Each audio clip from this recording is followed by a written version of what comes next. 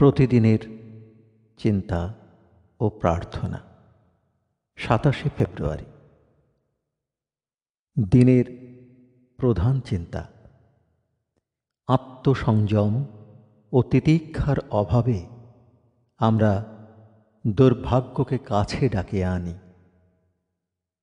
মুখস্থ করা যায়, তুমি যবে দাঁড়াইয়া পশ্চাতে আমার, সমগ্র দেহ মন আত্মা মোর হয় প্রাণবান।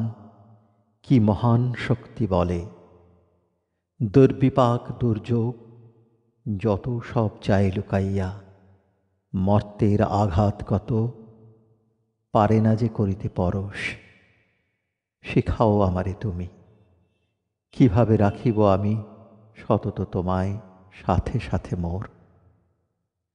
আমি তো রহিয়াছি বৎস, দিবানিশি তব সাথে, জানো না যে তুমি তাহা অন্তরের চক্ষু দিয়া চাহো না কভু যে মোর পানে। উপদেশ।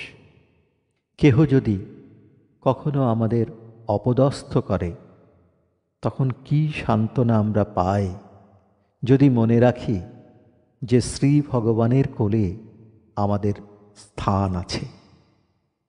প্রতিকূল অবস্থা উপস্থিত হইলে ইহার প্রতি বিরুদ্ধ ভাবাপন্ন হইও না।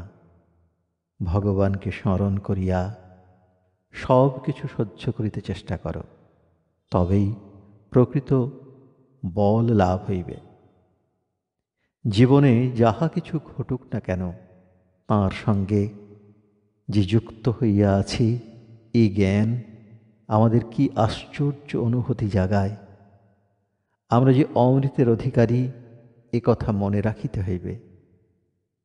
প্রার্থনা।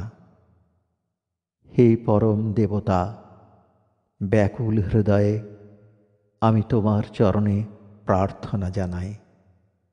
আমার জীবনকে তুমি সত্যের পথের সঙ্গে বাঁধিয়া রাখো। একমাত্র তুমিই আমাকে সবল ও সহনশীল করিতে পারো।